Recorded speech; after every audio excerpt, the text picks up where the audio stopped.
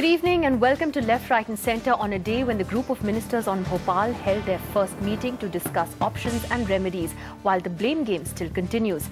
I'm Nidhi Razdan. Also on the show tonight, corporal punishment in schools. Are we guilty as a society of supporting it? Joining me on the program tonight, the Congress spokesperson Manish Tiwari, the spokesperson of the BJP Nirmala Sitharaman, Mr. G. Parthasarathy, former diplomat who was spokesman in Mr. Rajiv Gandhi's PMO in the 80s, also the spokesperson of the Ministry of External Affairs in 1984 when the Bhopal tragedy happened, and well-known environmentalist Sunita Narayan is with us as well tonight. First, to the day's big story. Now, the big story of the week actually once again is the fallout of the Bhopal verdict. The newly reconstituted group of ministers held their first meeting for 2 hours today in Delhi, where they discussed relief, rehabilitation and all options available to the government in the aftermath of the judgment. Now, the GOM will meet again tomorrow and on Sunday before they submit a report to the Prime Minister on Sunday evening.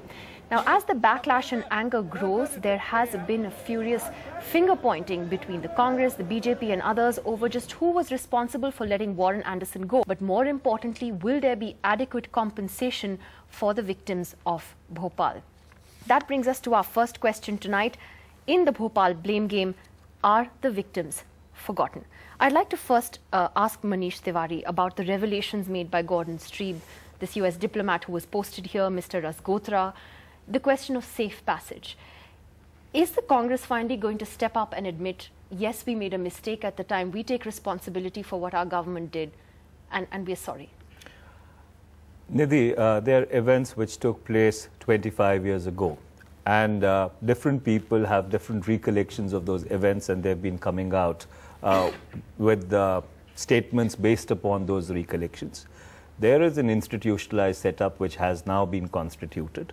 The framework is called the Group of Ministers, and as you were pointing out, that Group of Ministers met today.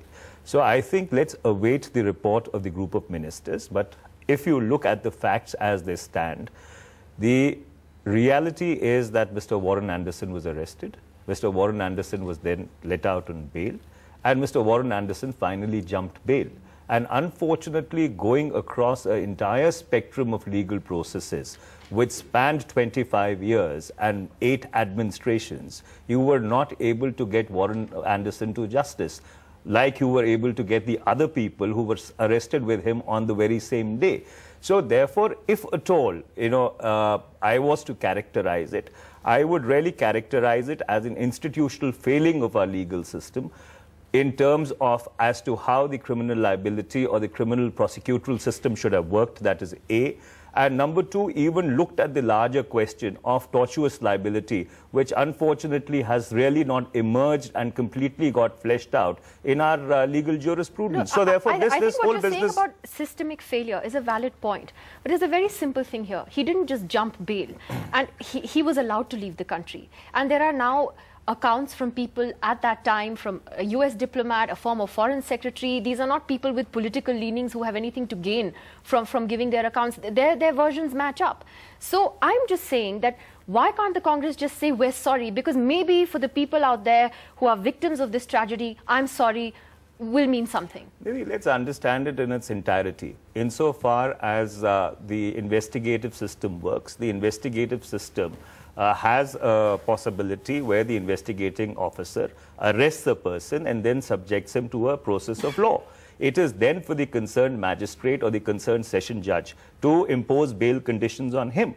So therefore, if any bail conditions were imposed, those documents would have to be looked at. But the reality is that he jumped bail, because essentially when you are granted bail, one of the fundamental things... You escorted him out of Madhya Pradesh on a state plane. Let me ask you simply, what is your reaction to the charges that you assured him safe passage?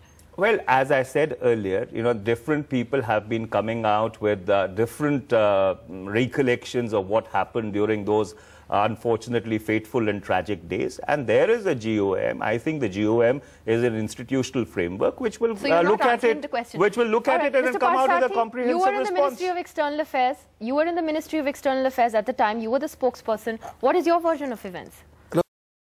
Tuba.com